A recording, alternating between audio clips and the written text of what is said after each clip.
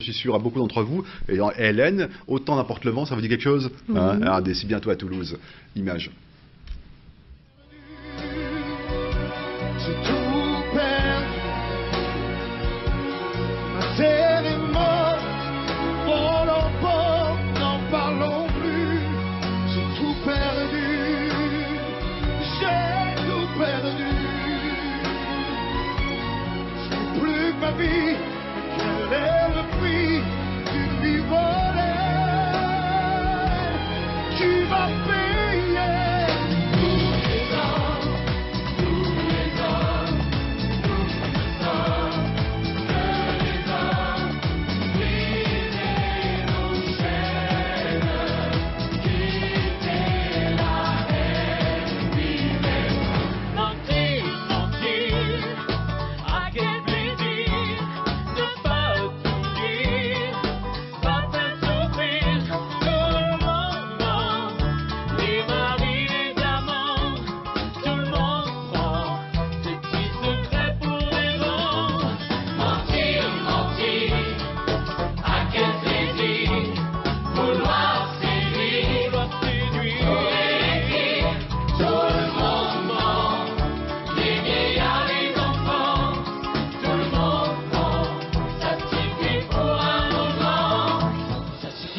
Ça suffit, je vous aime. Lâchez-moi.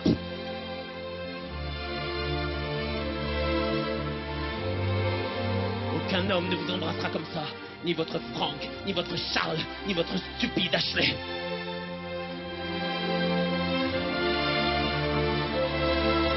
Dites que vous allez m'épouser. Oui. Et est-ce pour mon argent? Ah bah oui, un peu.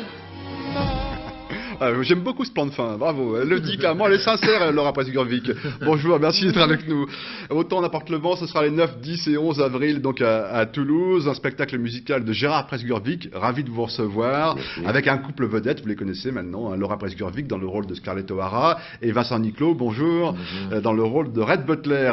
Tout d'abord un petit clin d'œil historique comme pour rappeler qu'effectivement, tout le monde le sait, mais c'est un roman inspiré donc un spectacle inspiré du roman de Margaret Mitchell. Depuis les années 30, il s'en est vendu, je crois, des dizaines de millions un peu partout dans le monde. Est-ce que, avant de commencer les répétitions, avant de travailler sur le spectacle, vous avez eu envie, l'un ou l'autre, de revoir le film ou de relire le roman ou pas? Qui commence? Laura? Vas-y, Laura. Pour ma part, j'ai jamais arrêté de voir le film parce que c'était vraiment mon film culte depuis toute petite. Donc je le voyais à peu près 2 fois tous les mois. Donc j'obligeais ma famille à regarder avec moi le film. Donc j'ai pas eu à le revoir. Maintenant le livre, je l'ai lu. Je vais dire que je préfère le film parce qu'il y a des visages, il y a des acteurs comme Clark Gable et Vivian Leigh. Donc c'est quand même assez important. Mais le livre est assez long par rapport au film. Donc moi c'est plutôt le film. Voilà. Vincent, un petit mot? Moi j'avais, comme tout le monde, hein, dans mon inconscient le film, un petit peu très loin. J'avais dû le voir avec ma mère pendant les fêtes. Et j'ai plutôt revu le film en diagonale. Et puis j'ai lu le roman.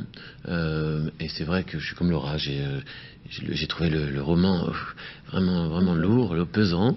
Mais le film est passé, même s'il dure 4 heures, il est passé assez vite. Gérard Presgurvic, est-ce que on voit ce couple aujourd'hui, qui est un beau couple, qui va faire rêver beaucoup de monde, mais est-ce que c'est encore un couple moderne aujourd'hui dans cette histoire mythique?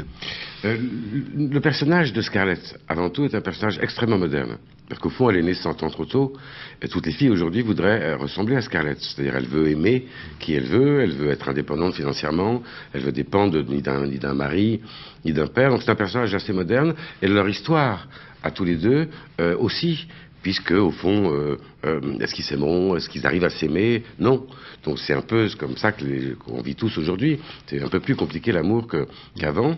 Mais ce qui était intéressant surtout dans cette histoire, c'était de raconter l'histoire une histoire personnelle évidemment, celle de Scarlett et de Butler, mais au milieu de la grande histoire, parce que ça se passe quand même dans un monde qui va s'écrouler, un monde qui va disparaître, un monde qui est basé sur l'esclavage. Parallèlement à leur histoire, il y a l'émancipation du peuple noir. Donc c'est ce qui fait que le spectacle assez puissant. C'est leur histoire à tous les deux. Dans le contexte historique, voilà, qui est évidemment important. Laura Presgurvic, c'est quand même un rôle génial lorsqu'on a votre âge et qu'on est une jeune fille qui rêve de spectacle comme ça. C'est l'aboutissement d'un rêve de petite fille, on l'imagine. Oui. Ouais. De deux. Le premier, c'était de jouer la comédie, de chanter entre autres dans une comédie musicale, donc premier rêve réalisé. Et le deuxième, c'était d'être Scarlett. Donc être Scarlett, c'était pas possible. Mais là, je le suis tous les soirs pendant 2 heures. Donc c'est vraiment un rêve qui devient réalité. Mais en plus, j'ai vraiment voit une grande admiration au rôle de Scarlett. J'aime vraiment le rôle de Scarlett. Et c'est vrai que, comme disait mon père, il est très moderne. L'histoire de cette comédie musicale est très moderne. Je parle précisément par rapport aux femmes. Je pense que si le personnage de Scarlett est autant d'actualité, que si autant n'importe le vent, l'histoire du couple est autant d'actualité, c'est quelque chose... On peut s'y retrouver dedans il aujourd'hui. y a des choses Comment qui n'ont il est pas changé. le papa? Me dites pas il est sympa, c'est super, ça se passe bien parce que... Et si c'est la vérité, on fait quoi? Bah Non, bon. Bon, je vais te poser la question à Vincent. Non, le papa par rapport à Laura. Oui, oui. Bah, il est très exigeant, mais c'est un peu normal, quoi. Et je crois qu'il est encore plus regardant que sur n'importe quelle autre comédienne ou comédien. Voilà, il a un regard de père, c'est normal. D'accord. On va pas lui poser la question, on dira rien là-dessus. Vous avez quand même à votre actif déjà une belle carrière derrière vous, hein, cinéma, télévision, théâtre, spectacles musicaux. Est-ce que la comédie musicale et ce spectacle en particulier amène vraiment un plaisir particulier? Oui. Bah, déjà, il réunit 3 arts que j'adore, c'est-à-dire le dernier c'est la danse pour moi, mais j'aime bien bouger. Je dirais pas que je suis un danseur, mais la comédie. Il a dit, j'ai pas entendu, je le dis pas.